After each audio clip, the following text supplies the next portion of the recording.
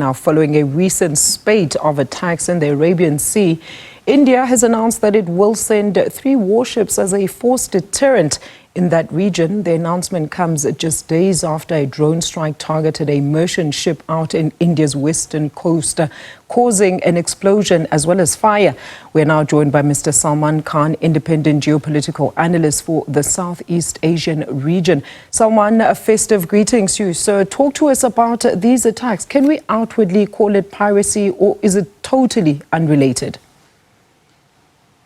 Well, I mean, it is very unfortunate that now we're having the Gaza conflict entering into the regional, some sort of a war. As you can see, the US already had its fleet into the Arabian Sea, and now we see there is an attack, alleged attack, we call it, because we do not know whether it is the Houthis, because the US intelligence and Pentagon have categorically said that this emanate from the Iranian naval forces, and we do not know. But for India to actually getting into the war theater with the aggressive mode of sending the 3 advanced surveillance, the naval forces or naval ships into the area, it is definitely an official announcement for them to be showing the solidarity along with the USA with the state of Israel. And I think the Indian decision to enter into the war theater at a very critical time where the whole world is supporting the people of Palestine, the state of Palestine. It is immature, irresponsible,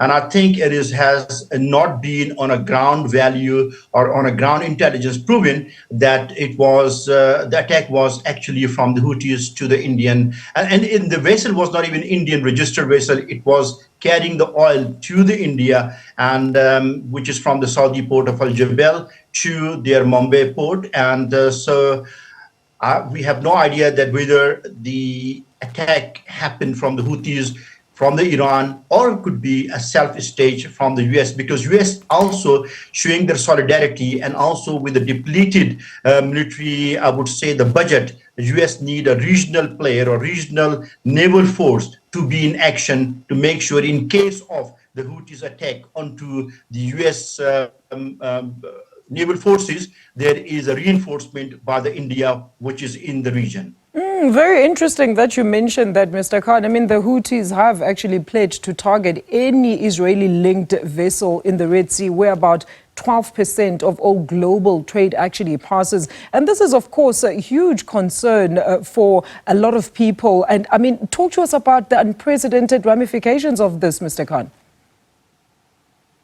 Well, I mean, it's a very interesting point that you mentioned that 12% of the world trade passes through the air, and 90% of the Israeli trade from the air. So that definitely it is very telling onto the Israeli economy. But not forgetting, few hundred kilometers from there is the Shatul Arab, which is the state of Hormuz. And the state of Hormuz, where the 67% of the international oil and petroleum passes through. One side is actually on the corridor is Iran, the other one is Qatar, which is again the US naval base. So the international community or the US biggest worry is that if the Houthis successfully blockade the Bab al-Mahtab, which is where the Red Sea corridor is, nobody's stopping them to expand their horizon and getting into the Shatul Arab, which is the state of Hormuz, and then there will be a problem of the crisis of supplying the energy to the world. But having said that, this attack did not happen at the Red Sea or close by to the Houthis' war area or wherever they put it in the black. It happened 200 nautical miles away from the Indian western coast.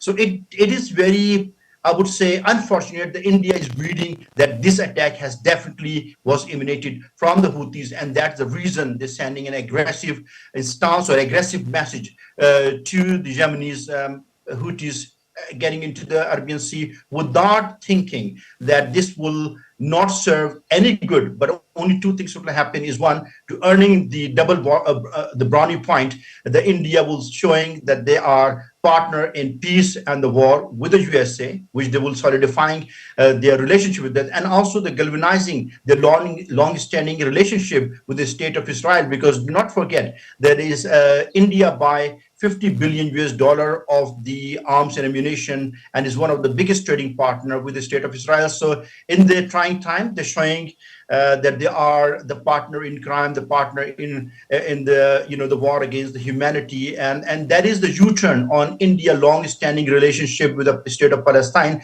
In the time of the Mahatma Gandhi and the Nehru, for the I would say the first 30-40 years, India was always very supportive of the state of Israel, state of Palestine. But in the time of the Modi, the Prime Minister Modi, since he has taken over, now the policy is more of supporting of the state of Israel. The relationship is very, I would say, very strong, and that is unfortunate that we see that they have a U-turn on the Indian foreign policy, and India has not condemned openly the attacks by or the war on the people of Palestine. So it is, I would say, it is very immature, very irresponsible for India to deploy their 3 warships into the war theater. And with very little time left, Mr. Khan, I mean, to this actual attack, I mean, the initial assessment of that attack pointed to a drone attack, but of course, the ministry there says they still need further forensic as well as technical analysis to establish the vector of the attack. Now, this gets very complicated in that the current geopolitical wars, as you've mentioned, one can never really be sure of what the real issues are. But talk to us about then the global impact that these conflict out in Israel, the Ukraine actually lead to. Well, I mean, this is very it's adding the new dimension. It's adding the new I would say the new avenues to the war on the Gaza. And if suppose it was Houthis, and or suppose the aggression continue from the US, and now they're putting India into the war, and it's become a regional war, then as I mentioned to you, that there is 90% of the cargo going to the Israel would be definitely blocked, as it is blocked, and there is a corridor which is not far away from the Arabian Sea called Strait of Hormuz, where the 67% of the oil and petroleum passes through from that strait into the world. And if that whole area engulfed into some sort of a naval maritime war, then we have a crisis which will be worse than what we see, the price crisis of the oil and petroleum coming to South Africa and internationally from the Ukraine war theater that is affected internationally. The inflation went on. What will happen if the 67% of the world energy get interrupted? Then where we will be? And I think that's where I think we need to see more maturity from the actors and more maturity from the international community to see the end to the Gaza war and conflict, and I hope the sanity will prevail. Very, very worrying indeed. Thank you so much for your contribution. That was Mr. Salman Khan, independent geopolitics analyst on the attack on the ships in the Arabian Sea.